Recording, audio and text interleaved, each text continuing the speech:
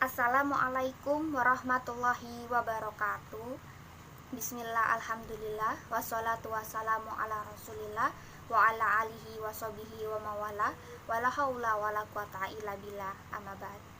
Yang saya hormati dosen mata kuliah retorika Bapak Adeni, yang saya sayangi teman-teman sekalian. Pertama-tama, marilah kita panjatkan puja dan puji syukur kita atas kehadirat Allah Subhanahu wa Ta'ala yang telah melimpahkan nikmat rizki, nikmat sehat kepada kita semua, sehingga kita dapat bertemu secara online dalam keadaan sehat walafiat. Yang kedua, sholawat serta salam tak lupa juga tetap tercurahkan kepada junjungan kita, Nabi Agung, Nabi besar, Nabi Muhammad SAW, yang kita nanti-nantikan syafaatnya di yaumul kiamah. Amin, amin, Allahumma amin.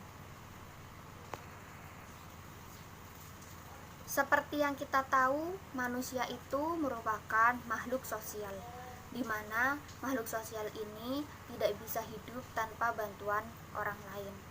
Namun di zaman sekarang banyak sekali orang-orang yang merasa dirinya hebat, merasa dirinya pandai, merasa dirinya paling sempurna, sehingga dia merasa tidak membutuhkan orang lain dan tidak membutuhkan siapapun dalam mengurus dirinya sendiri.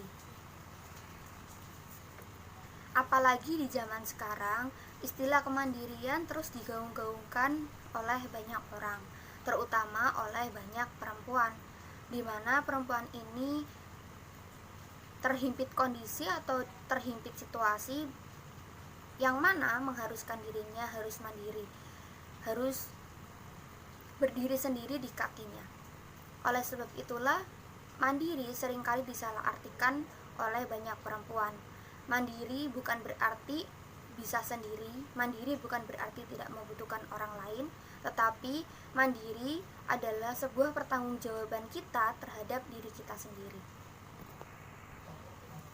Seperti contohnya, ada seorang wanita yang memiliki sebuah masalah tertentu, dia bisa menyelesaikan masalahnya sendiri, namun di sisi lain dia menyombongkan dirinya sendiri bahwa dia bisa melakukan apapun dengan dirinya sendiri tanpa bantuan orang lain.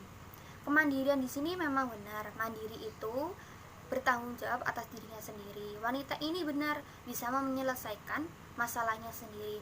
Namun kesombongan di sini itulah yang salah. Mengapa demikian?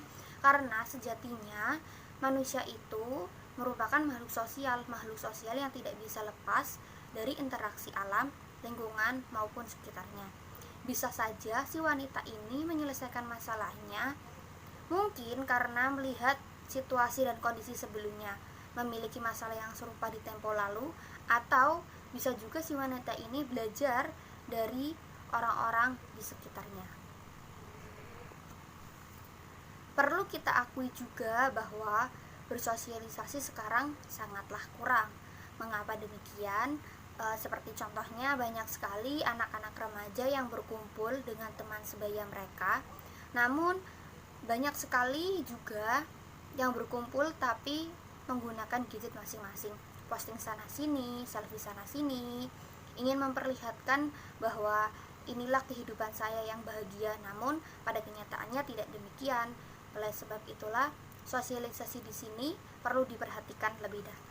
Anak-anak zaman sekarang juga beranggapan bahwa bersosialisasi hanya bisa dilakukan di pedesaan, di mana di pedesaan ini mayoritasnya orang-orang lansia dan orang-orang yang memiliki kekurangan, baik itu dari segi ekonomi maupun dari segi teknologi. Oleh sebab itulah mereka menganggap bahwa sosialisasi ini hanya pantas dilakukan di pedesaan dan tidak pantas dilakukan di perkotaan.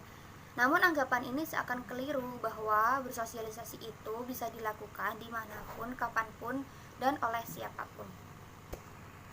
David Gaslin pernah mengatakan bahwa bersosialisasi adalah proses belajar seseorang dalam masyarakat, di mana ia akan memperoleh sebuah pengetahuan, ilmu, nilai, dan norma dalam masyarakat, sehingga seseorang individu ini bisa berpartisipasi dalam keanggotaan masyarakat untuk mengetahui sebuah budaya, kultur masyarakat, sosial di masyarakat, serta hal-hal lainnya yang belum ia ketahui sebelumnya.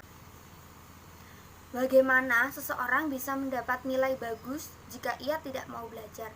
Dan bagaimana juga seseorang bisa mendapatkan hasil yang memuaskan jika dirinya saja tidak mau berproses?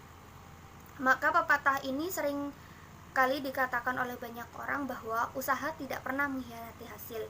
Oleh sebab itulah tidak ada hasil yang memuaskan jika kita tidak melakukan proses panjang yang melelahkan.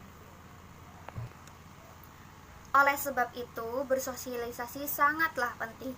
Mengapa demikian? Karena bersosialisasi bisa merubah pola pikir kita menjadi lebih luas, bisa mendapatkan nilai-nilai baru dalam masyarakat, bisa mengerti bagaimana keanggotaan dalam masyarakat atau sebuah organisasi. Jika ada seseorang dengan sifat tertutup, bagaimana ia bersosialisasi? Ada caranya. Yang pertama, ia harus mencoba membuka dirinya dengan keluarganya. Seperti contohnya, ia harus menceritakan hal-hal di setiap harinya kepada ibu atau ayahnya. Dengan demikian, ia akan terbiasa untuk bersosialisasi di masyarakat, mulai dari bersosialisasi dengan tetangga, anggota kemasyarakatan, atau hal yang lebih luas lagi. Sekiranya itu saja yang bisa saya sampaikan. Semoga bermanfaat. Kurang lebihnya mohon maaf.